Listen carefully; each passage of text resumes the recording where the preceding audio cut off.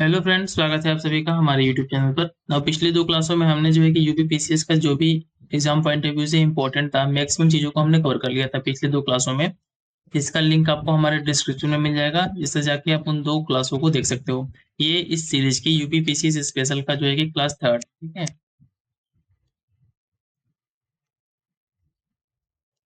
ये जो है कि क्लास थर्ड है, और इसमें जो है कि हम 23 से लेकर 30 पेजेस तक जितने भी हमारे बचे हुए थे यूपी स्पेशल के, जो एग्जाम पॉइंट ऑफ व्यू से इंपॉर्टेंट थे, उनको कवर करने वाले हैं। तो चलिए वीडियो को शुरू करते हैं। इसमें पहला क्या है कि हम इसमें जो है कि उत्तर प्रदेश के संगीत और नृत्य कला को देखने वाले हैं। इसमें पहला क्या, हमारा संगीत कला को देख लेते हैं। इसमें जो है कि जब मध्ययुगीन काल था, डेट मीन्स कि जब मिडिवल टाइम में संगीत की दो अलग अलग धाराएं थी। एक क्या था, पहला क्या था, दरबारी संगीत से शाही संगीत भी कहा जाता था। इस संगीत की इस धारा को आगरा, फतेहपुर सीकरी, लखनऊ, जौनपुर, वाराणसी, अयोध्या, बांदा और दतिया के राजघरानों ने प्रमोट किया, ठीक है। इसके साथ साथ जो दूसरी धारा थी, उसका क्या था, वो भक्ति भाव से ओतप्रोत थी, जिसे भक्ति संगीत के नाम से भी जाना जाता है। यह कहाँ कहाँ पे इसका डेवलपमेंट हुआ, यह मथुरा में हुआ, वृंदावन में हुआ, अयोध्या में ये डेवलप हुआ। इसके साथ ही साथ कुछ फेमस लोग थे जो संगीत कला से रिलेटेड थे, जिनका संबंध यूपी से। इनको देख लेते हैं कौन कौन है। पहला, उस्ताद बिस्मिल्लाह खान, कथक सम्राट पंडित बिरजू महाराज, तबला वादक पंडित किशन महाराज, बाबा अलाउद्दीन खान, और उनके शिष्य जो है कि पंडित रविशंकर, और उस्ताद बिलायत खान, गजल सम्राज्ञी बेगम अख्तर, रसलून बाई, गिरजा देवी, जैसे जितने भी लोग हैं ना, इस सभी का सबका संबंध कहाँ से था, यूपी से था। तो एग्जाम पॉइंट ऑफ व्यू से इंपॉर्टेंट है कि इस तरीके से पूछ दो तीन नाम देके कि समथिंग इनका संबंध संगीत कला से है, और एक किस स्टेट से इंडिया के संबंध रखते हैं, तो किससे, यूपी से संबंध रखते हैं। अब थोड़ा सा नृत्य कला को देख लेते हैं कि नृत्य कला का किस तरीके से विकास हुआ। तो भारत के 6 शास्त्रीय नृत्यों में से एक, जिसका नाम है कथक, यह भी उत्तर प्रदेश में ही पुष्पित पल्लवित हुआ, ठीक है। कथक जो है संबंध किससे है, कथक का संबंध हमारी यूपी से है, जो कि एग्जाम पॉइंट ऑफ व्यू से बहुत ही इंपॉर्टेंट रहता है कि कथक नृत्य कला का संबंध हमारे यूपी से है, ठीक है। इसके बाद से नेक्स्ट इसमें देखते हैं क्या है, शास्त्रीय नृत्य की ये शैली 7वीं सदी में, ठीक है, 7वीं सदी में उत्तर भारत में विकसित हुई थी। कथक का डेवलपमेंट कहाँ हुआ था, 7वीं सदी में उत्तर भारत में हुआ था। कथक नृत्य में हाथ और पैर का बेहद जटिल संयोजन होता है। साथ ही कथा के अनुरूप कथक में चेहरे के भाव को भी व्यक्त किया करना पड़ता है, ठीक है। ये उसके कुछ फीचर्स हैं। इसके साथ ही साथ संगीत के वाद्य यंत्रों, खासकर तबले और पखावज की ताल पर पैलों के थिरकन और हाव भाव को प्रदर्शित करना इसे अनूठी नृत्य शैली बनाता है। इसमें क्या क्या यूज होता है, तबला यूज होता है, और साथ ही साथ में पखवाज यूज होता है। तो कथक नृत्य कला में इसका विकास 7वीं सदी में उत्तर भारत में हुआ था। इसमें कौन कौन से इंस्ट्रूमेंट यूज होते हैं, यह तबला और साथ ही साथ में पखवाज, ठीक है। एग्जाम पॉइंट ऑफ व्यू से इंपॉर्टेंट है। नेक्स्ट देख लेते हैं हमारा क्या है कि उत्तर प्रदेश के प्रमुख लोक नृत्य देख लेते हैं, ठीक है। उसके साथ साथ उनके संबंधित क्षेत्र को देख लेते हैं, किस क्षेत्र से संबंधित है। तो पहला क्या हमारा, चरकुला नृत्य, रास नृत्य, झूला नृत्य, ठीक है, और मयूर नृत्य। इनका संबंध किससे है, ब्रज ब्रज क्षेत्र से, ठीक है। एग्जाम पॉइंट ऑफ व्यू से बहुत ही इंपॉर्टेंट है। ऑलरेडी जो है कि प्रीवियस पेपर में ये इससे एक या दो क्वेश्चन पूछे जा चुके हैं। तो फिर से मैं रिपीट करता हूँ, चरकुला नृत्य, रास नृत्य, झूला नृत्य, मयूर नृत्य, इन सबका संबंध कहाँ से है, ब्रज क्षेत्र से है। इसके साथ ही ख्याल नृत्य, इसका संबंध कहाँ से है, बुंदेलखंड से है। नेक्स्ट क्या है, धोबिया नृत्य, ठीक है, इसका संबंध कहाँ से है, पूर्वांचल से है, और ये किससे संबंधित, धोबी समुदाय से संबंधित है। नटवरी नृत्य, ठीक है, इसका संबंध कहाँ से है, पूर्वांचल से है। धुरिया नृत्य, ठीक है, इंपॉर्टेंट है बहुत ज्यादा। धुरिया नृत्य का संबंध किससे है, बुंदेलखंड से है, और किस समुदाय से, कुम्हारों से संबंधित है। जबकि नटवरी किससे था, अहिर से समुदाय से संबंधित था। नेक्स्ट देख लेते हैं क्या है, कर्मा और शीला नृत्य, ठीक है, कहाँ से संबंधित है, मिर्जापुर सोनभद्र से संबंधित है, और साथ ही साथ में किस समुदाय से संबंधित है, खरवाड़ जाति से संबंधित है। छोलिया नृत्य, इसका संबंध कहाँ से है, राजपूतों द्वारा है, ठीक है। और कहाँ पे इसको आयोजन किया जाता है, विवाहोत्सव में। जोगी नृत्य कहाँ से, अवध क्षेत्र से है। तो इस तरीके से पेपर में पूछते हैं आपके कि जोगी नृत्य का संबंध यूपी में किस क्षेत्र से है, तो किस क्षेत्र से है, ये से हमारा अवध क्षेत्र है। और रामनवमी का त्योहार पर इसको जो है कि आयोजित किया जाता है। तो फिर से मैं एक बार रिपीट कर देता हूँ आप लोगों को, क्योंकि ये वाला पार्ट है ना, ये पार्ट बहुत ही इंपॉर्टेंट है एग्जाम पॉइंट ऑफ व्यू से, कि चरकुला नृत्य, रास नृत्य, झूला नृत्य, मयूर नृत्य का संबंध कहाँ से, ब्रज क्षेत्र से है। हया नृत्य का संबंध कहाँ से है, बुंदेलखंड से है। धोबिया नृत्य का संबंध कहाँ से है, पूर्वांचल से है। नटवरी नृत्य का संबंध कहाँ से है, पूर्वांचल से है। तो इस तरीके देख सकते हैं, पूर्वांचल से दो नृत्य का संबंध है, कौन कौन, धोबिया और नटवरी का। भूरिया नृत्य का संबंध कहाँ से है, बुंदेलखंड से है। कर्मा और सीधा नृत्य का संबंध कहाँ से है, मिर्जापुर सोनभद्र से है। इसी के साथ साथ छोलिया नृत्य का संबंध कहाँ से है, राजपूतों द्वारा विवाहोत्सव में। अब नेक्स्ट देख लेते हैं इसमें क्या है, उत्तर प्रदेश के प्रमुख लोकगीत कौन कौन सा लोकगीत है और किन क्षेत्र में इनका गाया जाता है। पहला क्या है, कजरी। कजरी का कहाँ पे गाया जाता है, मिर्जापुर और वाराणसी। बहुत ही इंपॉर्टेंट है, ठीक है, बहुत इंपॉर्टेंट है।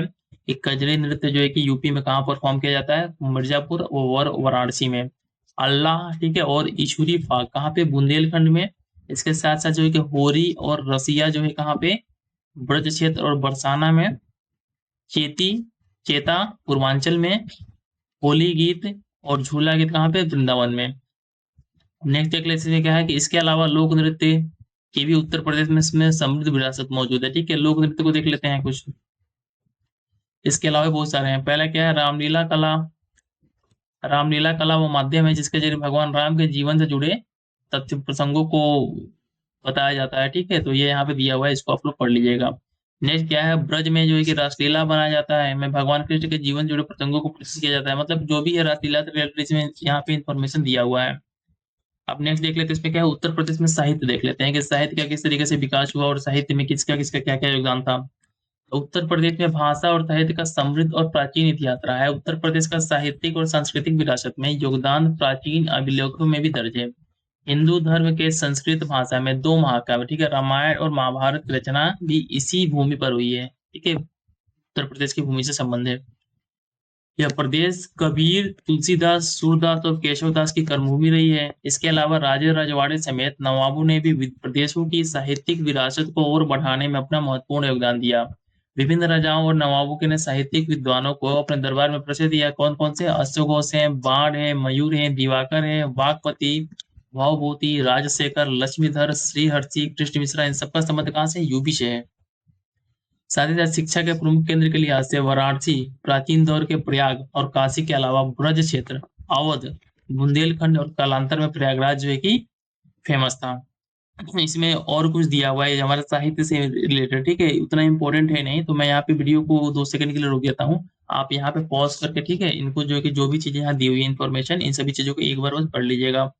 ये कुछ लोग हैं जो साहित्य से, जैसे कि फिराक गोरखपुरी हो गए, जोशी महिलाबादी हो गए, अकबर प्रयागराजी हो गए, मनाज लखनवी, केफी आजमी, अली सरदार जाफरी, शकील बदायूनी, निदा फाजली, इन सबका संबंध कहाँ से है, यूपी से है। अब उत्तर प्रदेश में जो है कि रॉक पेंटिंग्स को देख लेते हैं कि रॉक पेंटिंग्स उत्तर प्रदेश में कहाँ कहाँ पे है।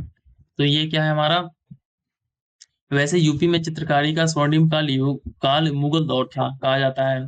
खासकर जहांगीर के शासनकाल में चित्रकारी की कला ने नए आयाम छुए। यही वजह है कि मुगल शैली की चित्रकारी एशियाई संस्कृति की खास उपलब्धि मानी जाती है। विचार, प्रस्तुति और स्टाइल में शैली की कोई जोड़ नहीं है, ठीक है।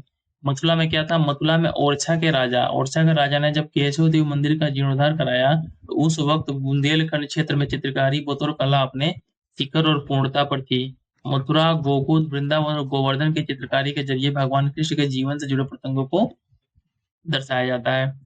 तो उसमें भी वही सब दिया हुआ है। फिर से नेक्स्ट देख लेते हैं, इसमें क्या है, चित्रकारी के आधुनिक दौर से पहले एक और शैली अस्तित्व में आई थी जिसे गढ़वाली कला का नाम से जाना जाता है, जो इसमें उत्तराखंड में है, ठीक है। इस शैली को गढ़वाल के राजा ने सिर्फ प्रश्रय दिया, बल्कि पलने फूलने का तमाम अवसर कला है। एक कुछ इंपॉर्टेंट जो है कि कला को दिया जा रहा है यहाँ पे।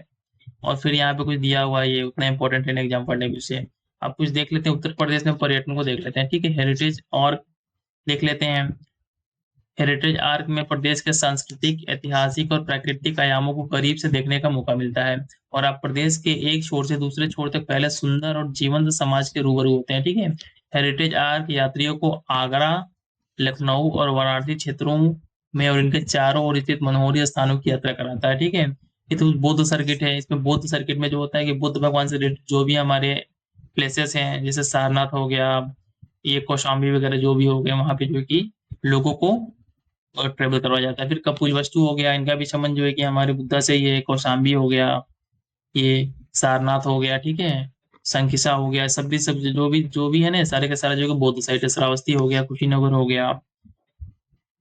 अब थोड़ा यहाँ देख लेते हैं उत्तर प्रदेश के प्रमुख वन्य जीव विहार, ठीक है। ये एग्जाम पॉइंट ऑफ व्यू से इंपॉर्टेंट है कि कौन कौन से वन्य जीव विहार कहाँ कहाँ पे है। तो पहला क्या हमारा, चंद्रप्रभा वन्य जीव विहार कहाँ पे, चंदौली में है, और ये सबसे पुराना है। इसको एस्टेब्लिश किया गया था 1957 में। फिर से रिपीट करता हूँ मैं कि चंद्रप्रभा वन्य जीव विहार, चंद्रप्रभा वन्य जीव विहार जो है कि चंदौली में है और सबसे पुराना है, और 1957 में एस्टेब्लिश किया गया था। अगर मैं थोड़ा तेज बोल रहा हूँ ना अगर क्लास में, तो आप लोग जो है कि इसके स्पीड को कम करके देख सकते हो। मैं तेज इसलिए बोल रहा हूँ कि मैं ज्यादा इस वीडियो को लंबा नहीं खींचना चाहता, क्योंकि कई बच्चे क्या होते हैं कि लंबा वीडियो का लेंथ देख के ही जो है कि पीछे हट जाते हैं देखने से, इसलिए मैं थोड़ा जल्दी जल्दी इन चीज़ों को कंप्लीट कर दे रहा हूँ क्योंकि एग्जाम भी पास है आपका। अब किशनपुर वन्य जीव विहार दुधवा राष्ट्रीय पार्क कहाँ पे है? लखीमपुर खीरी में है। ये जो है कि ठीक है, ये कहाँ पे हमारा लखीमपुर खीरी में है। और कतरनिया कतरनिया घाट वन्य जीव विहार कहाँ पे है? बहराइच में है। और साथ ही साथ में रानीपुर वन्य जीव विहार कहाँ पे हमारा? चित्रकूट में है। राष्ट्रीय चंबल वन्य जीव विहार जिसको बब्बर शेर सफारी के लिए फेमस है कहाँ पे? इटावा में है। फिर से ये कोई इंपॉर्टेंट है, ये कौन सा है? इसका नाम है राष्ट्रीय चंबल वन्य जीव विहार कहाँ पे? इटावा में है। कैमूर वन्य जीव विहार कहाँ पे है? सोनभद्र और मिर्जापुर जिला में है। ठीक है, कैमूर जिला बिहार का है, लेकिन कैमूर वन्य जीव विहार कहाँ पे? हमारा सोनभद्र और मिर्जापुर जिले में सिचुएटेड है। अब इसमें से थोड़ा सा हम ये देख लेते हैं कि आगे क्या हमारा महावीर स्वामी वन्य जीव विहार। ठीक है, महावीर स्वामी वन्य जीव विहार कहाँ पे है?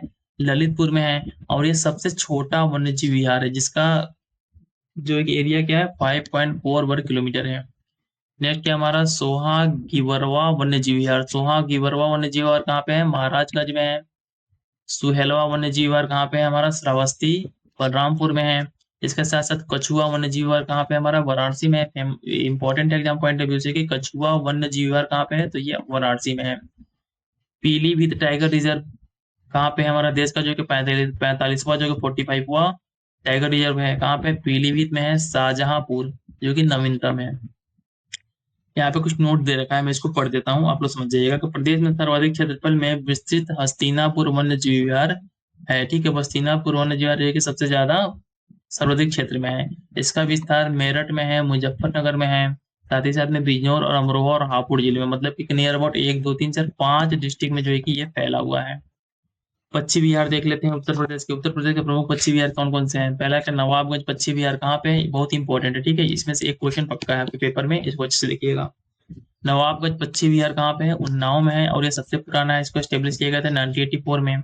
बखिरा पश्चिम बिहार कहाँ पे है? बस्ती संत कबीर नगर में। समान पश्चिम बिहार कहाँ है? मैनपुरी में है। पार्वती अरंगा पश्चिम बिहार कहाँ पे है? गोंडा में है, जयप्रकाश नगर में। विजय नागर नागर सागर पश्चिम बिहार कहाँ पे है? महोबा हमीरपुर में है। इसके साथ जो है कि पटना पश्चिम बिहार, ठीक है, पटना पता होगा कि बिहार का कैपिटल है, लेकिन पटना पश्चिम बिहार कहाँ पे? यूपी में है। कहाँ पे? एटा में है। और सबसे छोटा है ये, जो कि 1 वर्ग किलोमीटर का फैला हुआ एरिया है। ठीक है, तो पटना पश्चिम बिहार कहाँ पे? हमारा एटा में है।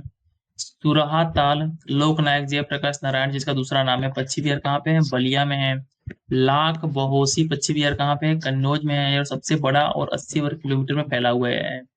भीमराव अम्बेडकर पश्चिम बिहार कहाँ पे है? प्रतापगढ़ कुंडा में है।